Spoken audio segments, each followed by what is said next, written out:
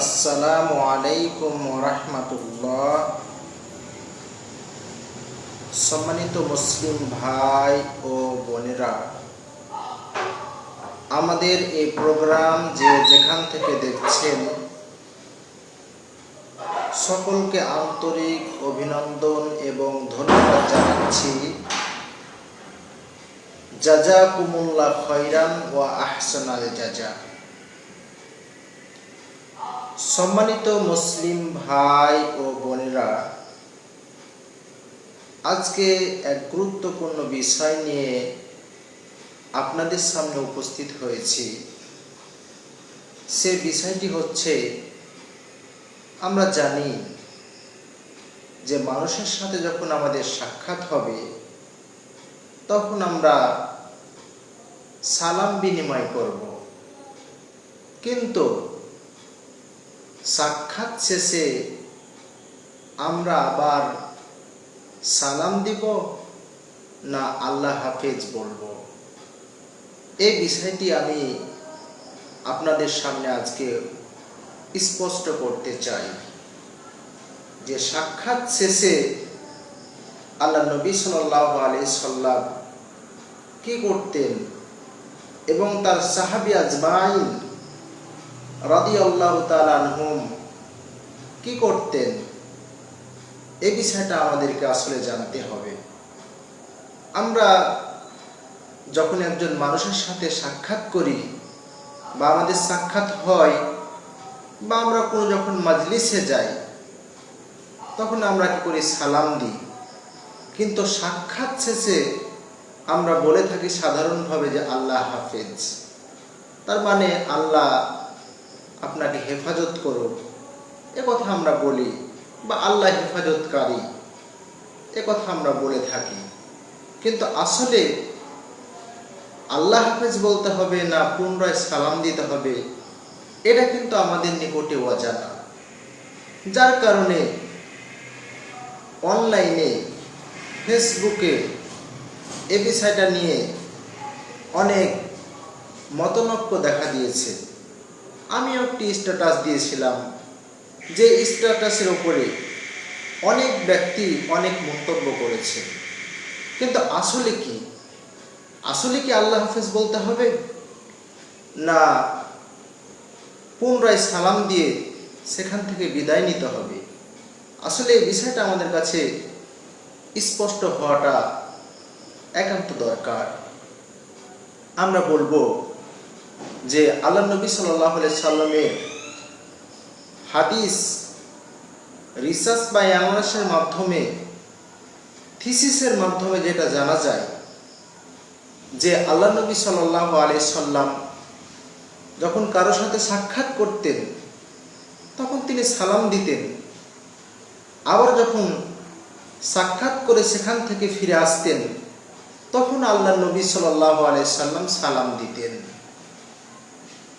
তেমনি ভাবে সাহাবী রাদিয়াল্লাহু তাআলা আনহুম দেরকে আল্লাহ নবী সাল্লাল্লাহু আলাইহি সাল্লাম শিক্ষা দিয়েছেন, আদেশ দিয়েছেন, যখন তোমরা একে অপরের সাক্ষাৎ করবে তখন তোমরা সালাম বিনিময় করবে, এবং যখন সাক্ষাৎ শেষে প্রয়োজনীয় কথা শেষে যখন ফিরে আসবে তখনও তোমরা সালাম দিবে। আসলে সাক্ষাতের প্রথমে এবং আলাপচারিতার পরে সালাম দিয়ে ফিরে আসতে হবে, এটা হচ্ছে শরিয়াত। কিন্তু আমাদের বাঙালি সমাজে চালু হয়ে গেছে আল্লাহ হাফেজ শব্দটি। আমরা মানুষের সাথে সাক্ষাৎ করি তখন সালাম দিই, আবার যখন আমরা সেখান থেকে প্রয়োজনীয় কথা শেষ করে চলে আসি তখন আল্লাহ হাফেজ বলি, বা যখন আমরা ফোনে আলাপ করি, মোবাইলে আলাপ করি, তখন আমরা আলাপের শুরুতে সালাম দিই এবং শেষে সালাম না দিয়ে আমরা আল্লাহ হাফেজ বলি। আসলে এটা আমাদের অজানার কারণে হয়ে থাকে। আসলে আল্লাহ হাফেজ বলাটা কতটুকু ঠিক হবে বা বেঠিক হবে আমি এদিকে যাচ্ছি না, কিন্তু রাসূল সাল্লাল্লাহু আলাইহি ওয়াসাল্লামের আদর্শ কি ছিল সাহাবীদের আদর্শ কি ছিল, তাবিদের আদর্শ কি ছিল, তাবিদের আদর্শ কি ছিল, ইমাম এবং মুহাদ্দিসদের আদর্শ কি ছিল, সেই আদর্শের ভিত্তিতে আমাদেরকে সমাজের প্রত্যেকটা নিয়ম কানুন বা শরিয়তের প্রত্যেকটা নিয়ম কানুন আল্লাহর নবীর ভিত্তিতে, আল্লাহর নবীর নির্দেশের ভিত্তিতে, সাহাবীদের নির্দেশের ভিত্তিতে, আল্লাহর নবীর আমলের ভিত্তিতে, সাহাবীদের আমলের ভিত্তিতে আমাদেরকে সেটা করতে হবে। তাহলে আল্লাহ নবী সাল্লাল্লাহু আলাইহি সাল্লামের যেটা আদেশ, আল্লাহ নবী সাল্লাল্লাহু আলাইহি সাল্লামের যেটা শিক্ষা, ইসলামের যেটা শিক্ষা, সেটা হচ্ছে যখন কোনো মানুষের সাথে আপনার সাক্ষাৎ হবে তখন আপনি সালাম দিবেন, আবার যখন সেখান থেকে ফিরে আসবেন তখন সালাম দিয়ে ফিরে আসবেন।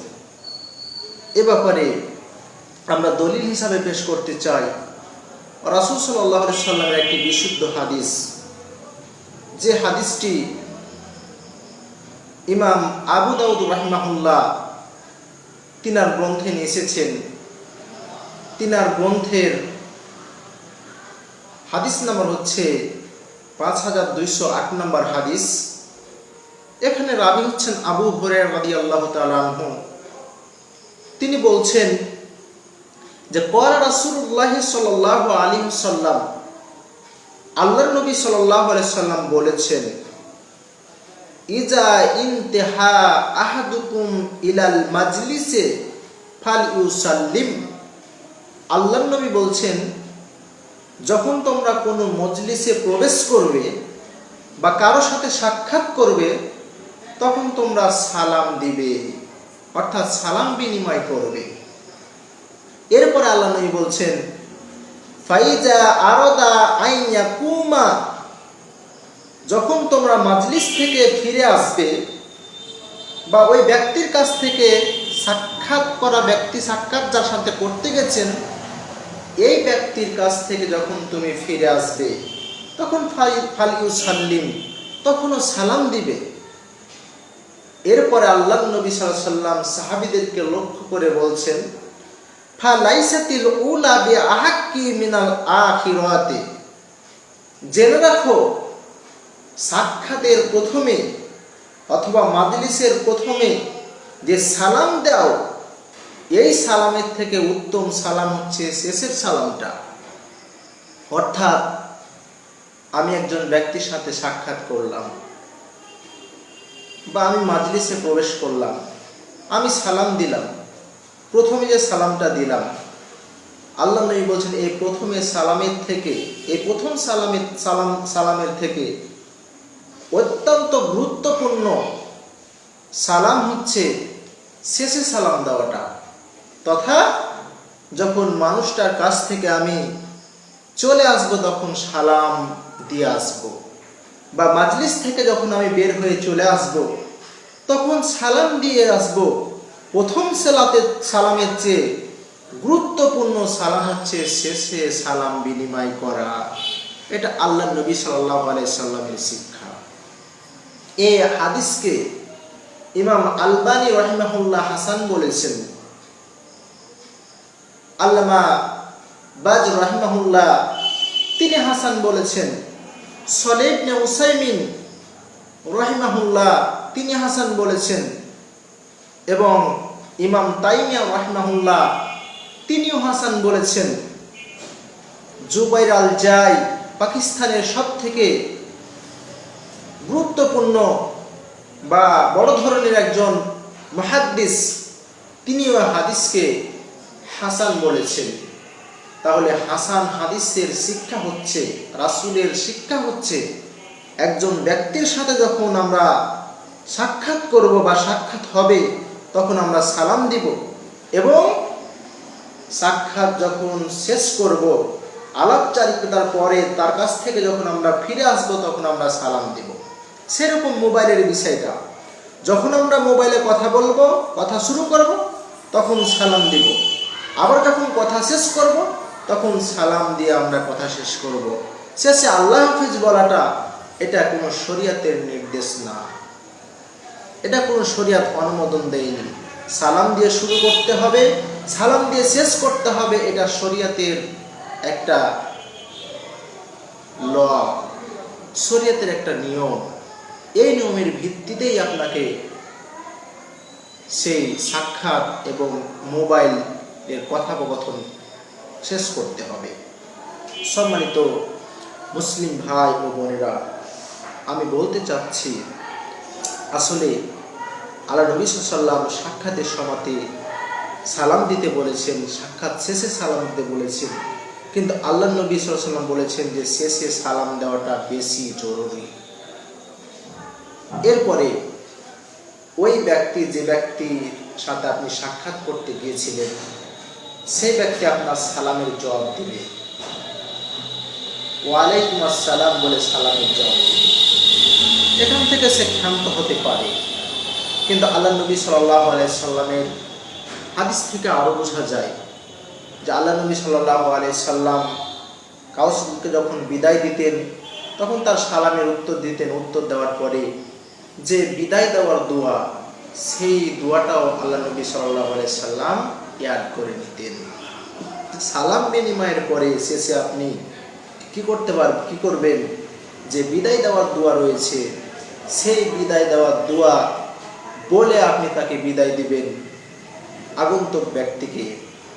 এই ব্যাপারে ইবনে উমর রাদিয়াল্লাহু তাআলা আনহু একটি হাদিস বর্ণনা করছেন, যে হাদিসটি ইমাম তিরমিজি রাহিমাহুল্লাহ তিনার গ্রন্থে নিয়ে এসেছেন।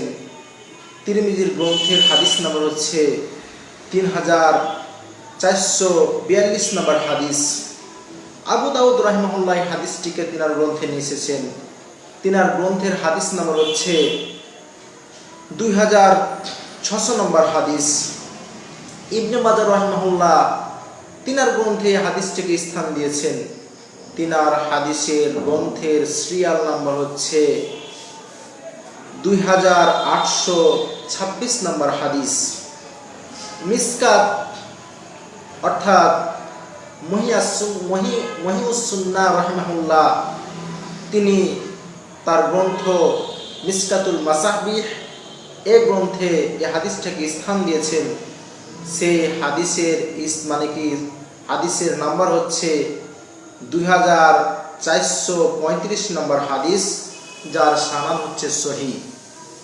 এখানে ইবনে ওমর রাদিয়াল্লাহু তাআলা আনহু তিনি বর্ণনা করছেন যে রাসূল সাল্লাল্লাহু আলাইহি সাল্লাম যখন কাউকে বিদায় দিতেন তখন তার হাতটা ধরে রাখতেন আল্লাহ নবী সাল্লাল্লাহু আলাইহি সাল্লাম।